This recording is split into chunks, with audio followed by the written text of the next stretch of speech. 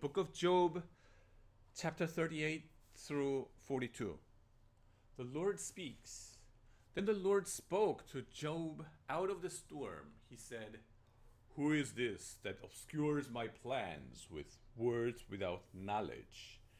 Brace yourself like a man. I will question you, and you shall answer me. Where were you when I laid the earth's foundation? Tell me if you understand. Who marked off its dimensions? Surely you know. Who stretched a measuring line across it? On what were its footings set? Or who laid its cornerstone?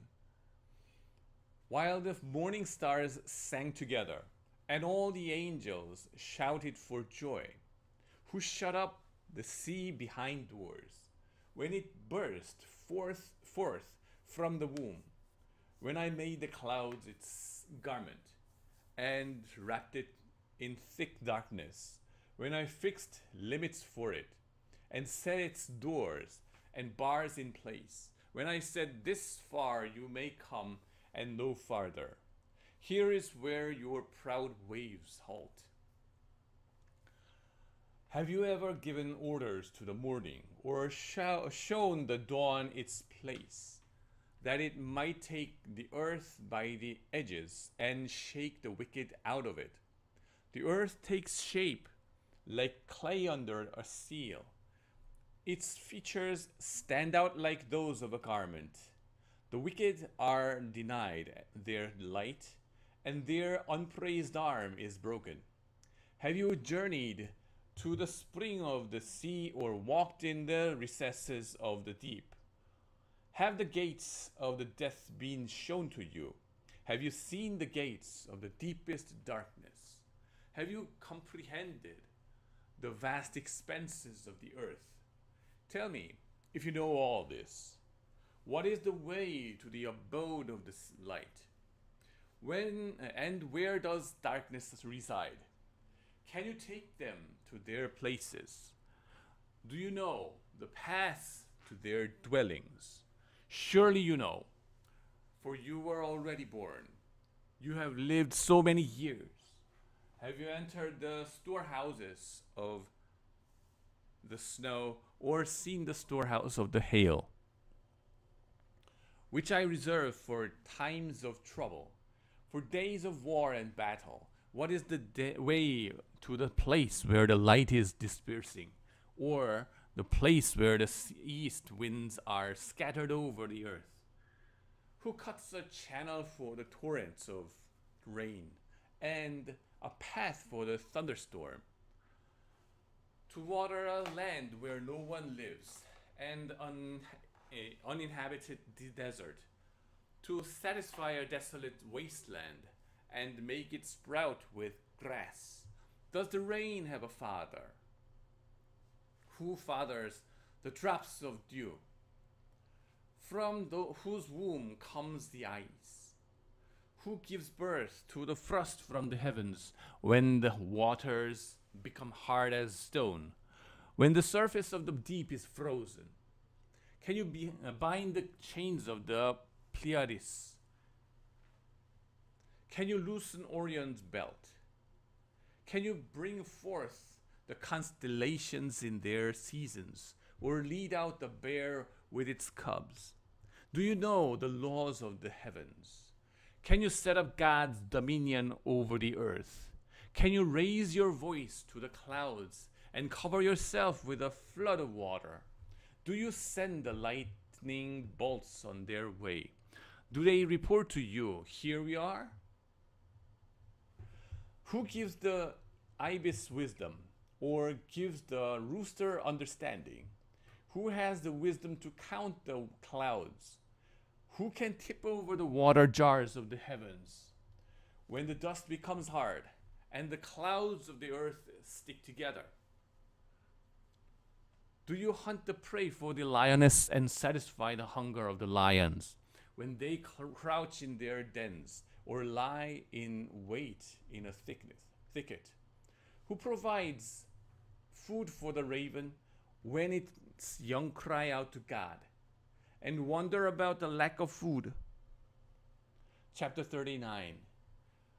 Do you know when the mountain goats give birth?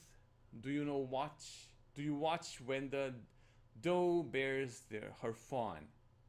Do you count the mouths till they bear? Do you know the time they give birth? They crouch out and bring forth their young. Their labor pains are ended.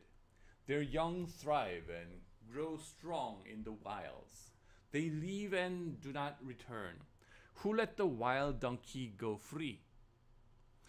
Who united its ropes? I gave it the wasteland as its home, the salt flats as its habitat. It laughs at the commotion in the town. It does not hear a driver's shout. It ranges the hills for its pasture and searches for any green thing. Will the wild ox consent to serve you? Will it stay by your manger at night? Can you hold it to the furrow with a harness? Will it till the valley end behind you? Will you rely on it for its great strength? Will you leave your heavy work to it? Can you trust it to haul in your grain and bring it to your threshing floor? The wings of the ostrich flap joyfully, though they cannot compare with the wings and feathers of the stork. She lays her eggs on the ground and lets them warm in the sand, unmindful that a foot may crush them, that some wild animals may trample them. She treats her young harshly, as if they were not hers. She cares not that her labor was in vain. For God did not endow her with wisdom, or give her a share of good sense. Yet, when she spreads her feathers to run, she laughs at horse and rider. Do you give the horse its strength, or close its neck with a flowing mane? Do you make it leap like a locust, striking terror with its proud snorting? It paws fiercely, rejoicing in its strength, and charges into the fray. It laughs at fear, afraid of nothing. It does not shy away from the sword. The quiver rattles against its side, along with the flashing spear and lance. In frenzied excitement, it eats up the ground. It cannot stand still when the trumpet sounds. At the blast of the trumpet, it snorts. Aha! It catches the scent of battle from afar, the shout of commanders and the battle cry. Does the hawk take flight by your wisdom and spread its wings toward the south? Does the eagle soar at your command and build its nest on high? It dwells on a cliff and stays there at night. A rocky crag is its stronghold. From there it looks for food. Its eyes detect it from afar. Its young ones feast on blood, and where the slain are, there it is. Chapter 40. The Lord said to Job, will the one who contends with the Almighty correct him? Let him who accuses God answer him. Then Job answered the Lord, I am unworthy. How can I reply to you?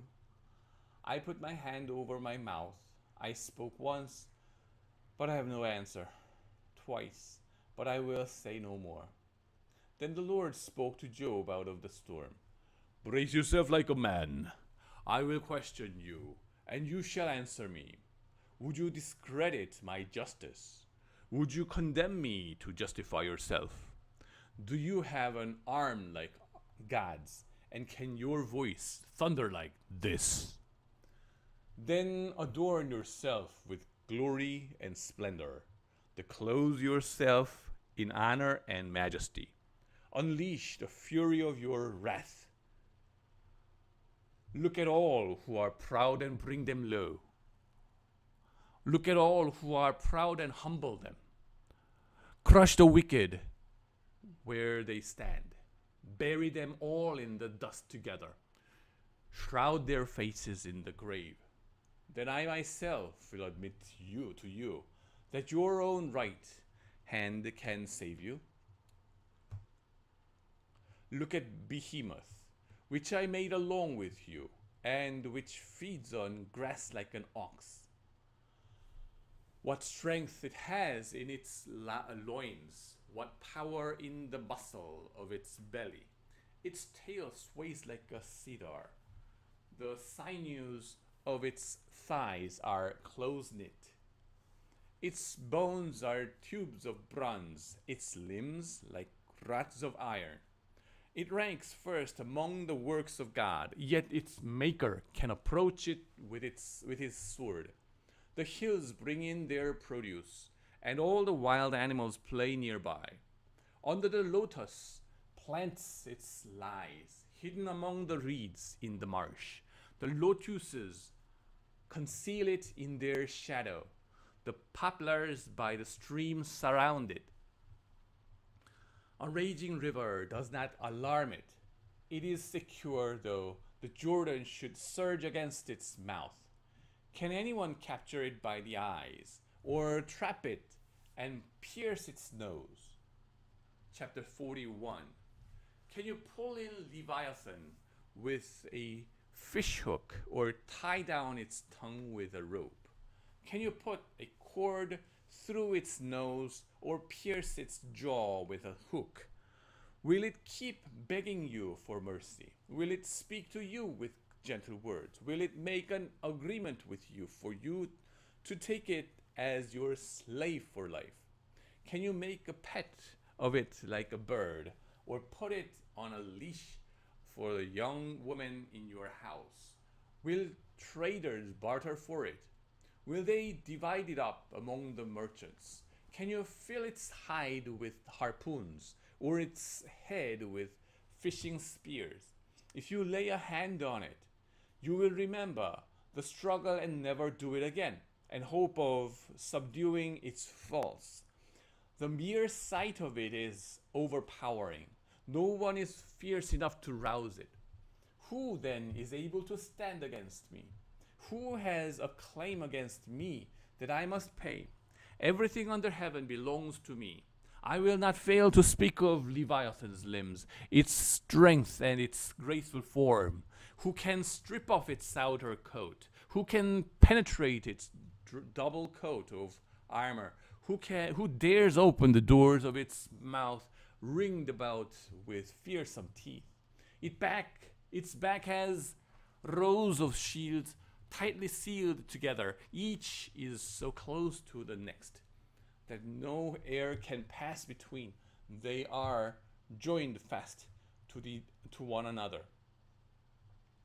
They cling together and cannot be parted. Its snorting throws out flashes of light. Its eyes are like the rays of dawn. Flames stream from its mouth. Sparks of fire shoot out.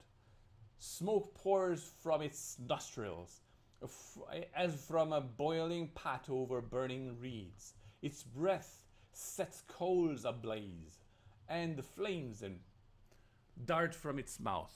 Strength resides in its neck. Dismay goes before it.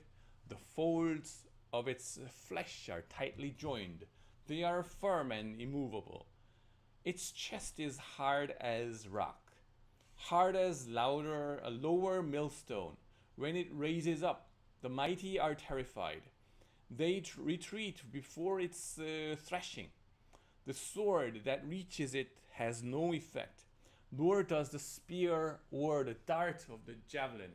Iron it treats like a straw, and bronze like rotten wood. Arrows do not make it flee. Sling stones are like chaff to it. A club seems to it but a piece of straw. It laughs at the rattling of the lance. Its undersides are jagged potsherds, leaving a trail in the mud like a threshing sledge. It makes the depths churn like a boiling cauldron, and stirs up the sea like a pot of ointment. It leaves a glistening wake behind it. One would think the deep had white hair. Nothing on earth is its equal. A creature without fear. It looks down on all that are haughty. It is king over all that are proud. Job, chapter 42. Then Job replied to the Lord, I know that you can do all things. No purpose of yours can be thwarted. You ask, who is this that obscures my plans without knowledge? Surely I spoke of things I did not understand, things too wonderful for me to know. You said, listen now, and I will speak. I will question you, and you shall answer me. My ears had heard of you, but now my eyes have seen you. Therefore I despise myself and repent in dust and ashes. Epilogue. After the Lord had said these things to Job, he said to Eliphaz the Temanite, I am angry with you and your two friends, because you have not spoken the truth about me, as my servant Job has. So now take 7 bulls and 7 rams, and go to my servant Job, and sacrifice a burnt offering for yourselves. My servant Job will pray for you, and I will accept his prayer and not deal with you according to your folly. You have not spoken the truth about me, as my servant Job has. So Eliphaz the Temanite, Bildad the Shuhite, and Zophar the Naamathite did what the Lord told them. And the Lord accepted Job's prayer. After Job had prayed for his friends, the Lord restored his fortunes and gave him twice as much as he had before. All his brothers and sisters and everyone who had known him before came and ate with him in his house. They comforted and consoled him over all the trouble the Lord had brought on him, and each one gave him a piece of silver and a gold ring. The Lord blessed the latter part of Job's life more than the former part. He had 14,000 sheep, 6,000 camels, 1,000 yoke of oxen, and 1,000 donkeys. And he also had 7 sons and 3 daughters. The first daughter he named Jemimah, the second Keziah, and the third Keren Hapuk. Now there in all the land were there found women as beautiful as Job's daughters, and their father granted them an inheritance along with their brothers. After this, Job lived 140 years. He saw his children and their children to the 4th generation, and so Job died, an old man and full of years. Amen.